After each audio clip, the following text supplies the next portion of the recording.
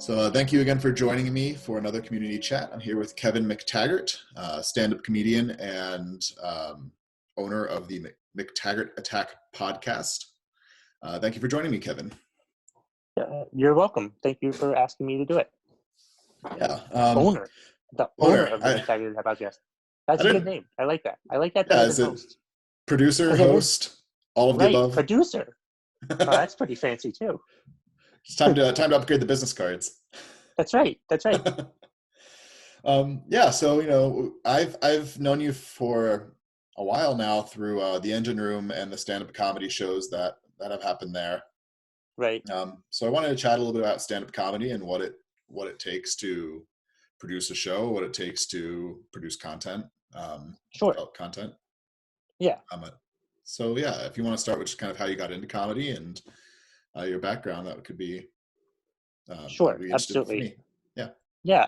I'd always wanted to be a stand-up comedian, and I finally, like 6 years ago, finally found the courage to sign up for a class. I signed up for a class up in Burlington with the Vermont Comedy Club. Before it was actually the Comedy Club, they used this space called Spark Arts to do their classes and stuff. So I signed up for a class, which was basically just write 5 minutes of material, bring it to class, and perform it,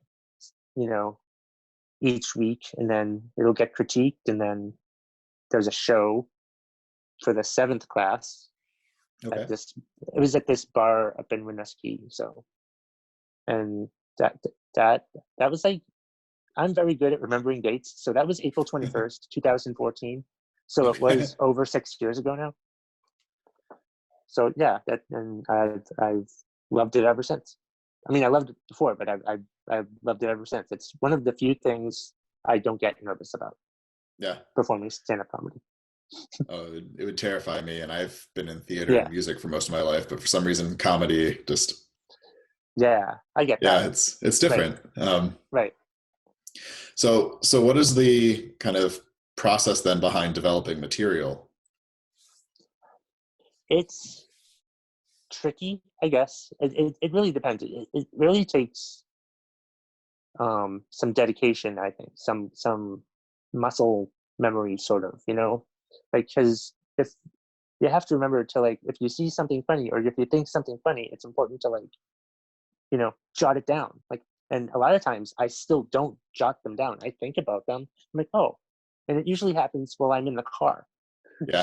So, like, you can't write it. I can't write on my notebook in the car. I know the notebook doesn't necessarily count as like a handheld device, but I'm still not going to write a note while I'm driving on the interstate. Seems sensible. Right. Yeah. So yeah, you just have to, like, whatever funny thought you have,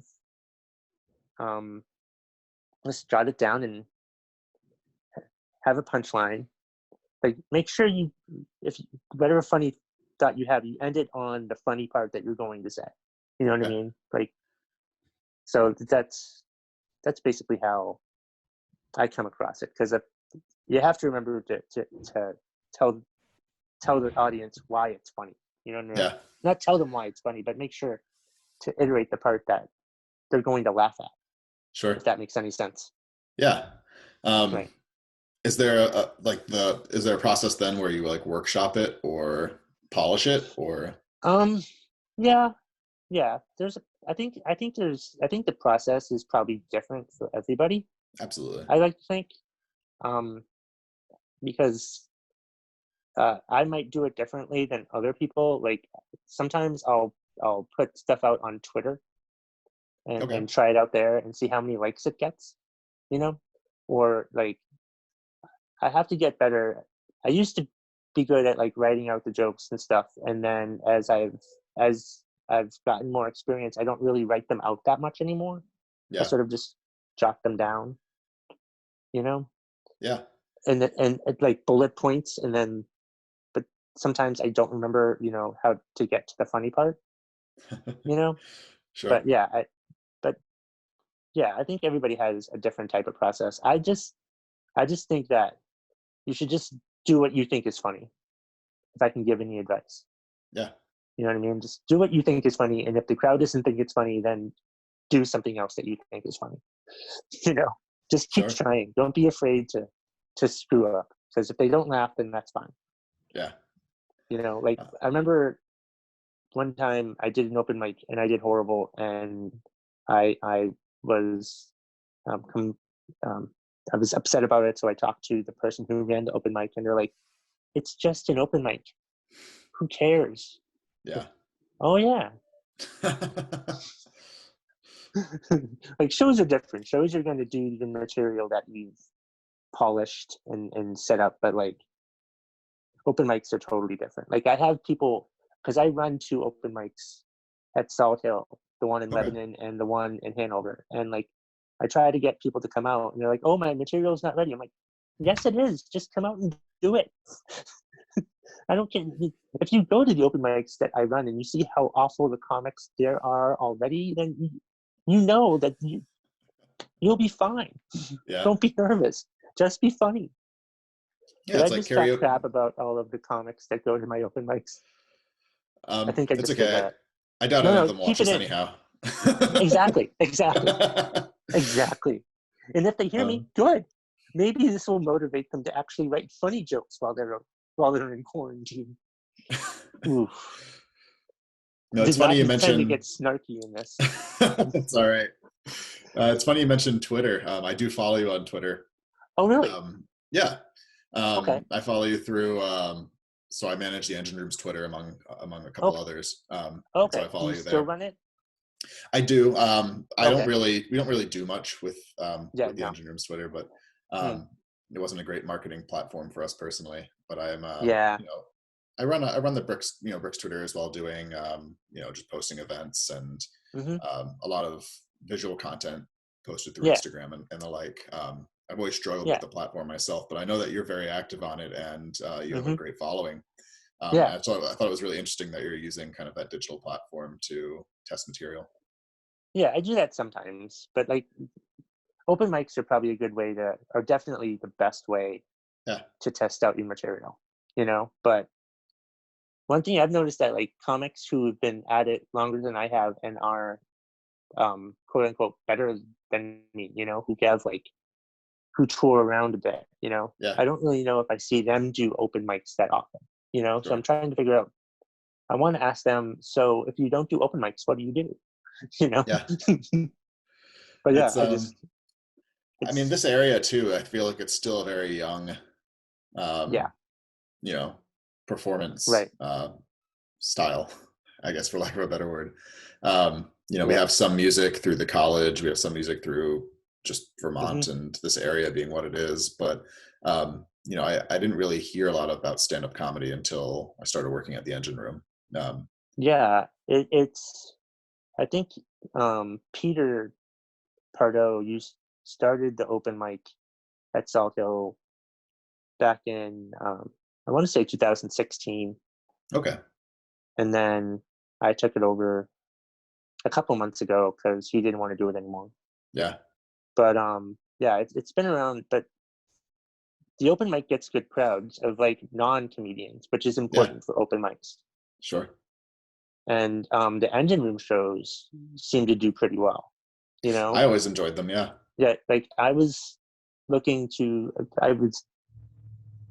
I'm planning to do them twice a month, but we'll see how things go. Yeah, absolutely. Because who knows what's happening right now. So how does the stand-up then, is that related to your podcast, the McTaggart Attack, or did one come before the other? The stand-up came before the podcast. I started stand-up in 2014, and then like the podcast came up in 2016. I had my friend GW Foley. He was starting a podcast network, and he told me about it because I was like a guest on one of his podcasts. And like the next day, I'm like, hey, I'm kind of interested in starting a podcast. And he's like, oh, hey, you want to start one? I'm like, sure. So they basically ran it for me, and I recorded it, and I would send them my recordings, and they'd put it out as my podcast. And then about a year later, their podcast network folded, and they gave me all my stuff and let me do it myself. So I had to learn how to do it myself. And I basically just do it on my iPhone and use the Podbean app on my iPhone to do my podcast. Cool. Lately, or I use the Voice Memos app on my iPhone and import it to the Podbean app. So, but cool. the audio sounds pretty good on it. So yeah, and I record it from my iPhone. So like I see podcasters talk about all the equipment they use, and I'm like, I would take a picture of my equipment, but it's what I would be taking the picture of. I don't know how to take a picture of my iPhone with my iPhone. I think there's a robust community of selfie takers that could probably help you with that. Yeah, I have to say I could probably do it in the mirror. I probably need a mirror to do it that way. Yeah. Yeah. So do you want to talk a little bit about your podcast then, like sure. kind of the concept behind it, or? Oh, sure. Yeah, it's the McTaggart Attack Podcast. I've never really had any guests on it, and I haven't really wanted to have any guests on it because it seems like everybody else has guests on their podcast. But it's basically just me ranting about stuff or giving my opinions on stuff. And then that's how it started out at first. And then I started doing a thing called What's Pissing You Off? So like every episode I would rant about something for somebody. And then I made that its own episode each week called What's Pissing You Off Wednesday. And then I stopped doing that, and I did one episode a week that combined everything. Okay. Which was like 45 minutes long. And that lasted like maybe 3 or 4 weeks. And then the pandemic happened. Gotcha. So now I do an episode Monday through Friday, which is me and then What's Pissing You Off. Those 2 parts. And I do that Monday through Friday because I had to do something during this pandemic. Yeah, absolutely. Because I was trying to think, what can I do? What can I do? I'm working on my YouTube channel, which is just my name. Just look me up on YouTube. Yep. But that I'm taking a class to improve my YouTube subscriptions. So we'll see how that goes. And but yeah, I'm doing my podcast 5 days a week. And those episodes are actually on YouTube as well. It's wherever you listen to podcasts and on YouTube. Nice. So, is there like a waiting list for people to talk for people who are pissed off that want to be heard? Well, what I usually do is I'll put it out on Twitter to ask, hey, what's pissing you off today? And people will respond. And I'll do it on Facebook too, and people will respond. So I have like a good bank of them right now, So you're telling me that you're telling me that people on Facebook like to talk about things they're pissed off about? Yeah. It's weird, right? Because nobody complains on Facebook. Never. No. God, I hate Facebook. But still, Facebook is good for that one thing because people get angry about stupid crap on Facebook. Yeah. So it's fantastic. And Twitter too. People are mean on Twitter too. I'm not sure if they're meaner on Twitter or Facebook. Yeah. It's really, I don't know. I think they're just both equally mean on both. And I don't even think it's the platforms per se. It's not social media that's awful. It's the people that use it. It's true. Social media is just a tool. It really shows what type of person you are by how you post on social media, Yeah, absolutely. Yeah, it does. It does a lot to amplify your personal brand for sure. Speaking of which, please follow me at McTaggart Attack on social media. Twitter, Instagram, TikTok. Yeah, are you TikToking now? Yeah. Are you really? Yeah. I just do videos where I try to say funny stuff on it or angry. Yeah. I get angry about stuff and put it on there. And I'm also on Snapchat, but I have no idea how that works. Yeah, I will never give myself a dog face. I'm But not. you could That's rant. You not could how rant as that dog, and then I could. people would Oh my have. God, that would be funny. Actually, that's a good idea, Chris. And then people have 10 or 15 seconds, and that's it. It just comes and Oh, is that how goes. long it is? Oh, It's. oh I mean, wow. it goes for longer. I think.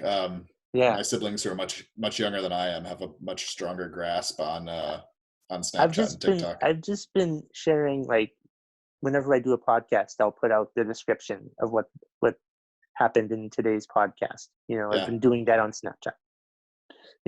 So I'm like, but I don't know who gets it, yeah. because I have a few friends on Snapchat. I'm assuming just them, just those 15 or 16 people I have on Snapchat. I don't really know how Snapchat chat works, and at the same time, I don't really care how Snapchat works, because I don't know. I'm probably doing it wrong, but I don't care, Yeah. because I don't care for Snapchat. But Well, we've got but most he of the said social media platforms covered, so exactly. I could do without Snapchat. I guess the only one you're missing in this area is like the listserv. Listserv. Um, Oh, don't know how like I don't know how it would like work, but they're definitely the popular. town listservs, right? Yeah. Oh yeah. I think I'm on a Facebook group for the Norwich one, Yep. because I live in I Norwich. it's I feel Yeah. like it's Vermont's kind of like archaic social media in its own way. Right. Yeah. I've heard bad things about listservs. Like, I have people who live in Enfield, I think, and there's a lot of grumpiness on their listserv, or there used to be, or whatever. But yeah, yeah, we'll see. Yeah. I think I've seen enough angry stuff on Twitter and Facebook to, like, I don't need to go somewhere else to see more angry people. Sure. Awesome. Yeah. Well, is there Is anything that else that you would all? like to touch on? I mean, Um. we've hit our 15 minutes. Typically, we chat for 15 Yeah. to 20, but Yeah. No. I just, like I said, advice before, for anyone who's interested in doing stand-up comedy. Hopefully, the open mics at South Hill, Lebanon, which is the first and third Monday of every month. okay. Whenever that returns, I don't know. Look for it on Facebook, or find me on Facebook. I have my own Facebook page, and Okay. there's also the Facebook page for my podcast, the McTaggart Attack Podcast. But the advice I give is just be funny, Yeah. and don't worry about what. I mean, you want people to laugh, but it's like, don't worry about how good your material is, because you're not going to know until you try it. You're not going to know until you try it. Awesome. I think that's sound advice. Yeah. And thank you again for joining me. Oh, sure. You're welcome. Glad I could help, or So provide answers or something. I don't know what this was. it's just nice to chat with people during these times. Exactly. Um, Exactly. but yeah, so again, Kevin McTaggart Attack Podcast, area stand-up comedian. Yep. Take a look on all forms of social media, especially TikTok and Snapchat. Yes, There'll be especially Snapchat. some dog filter rants coming your way soon. You've inspired me. Maybe. We'll Good. see. That's all I All hope right. for. All right. Well, Great. thank you again, and You're welcome. I'll be in touch. Take care. Yep. Absolutely. You too. All right. Bye.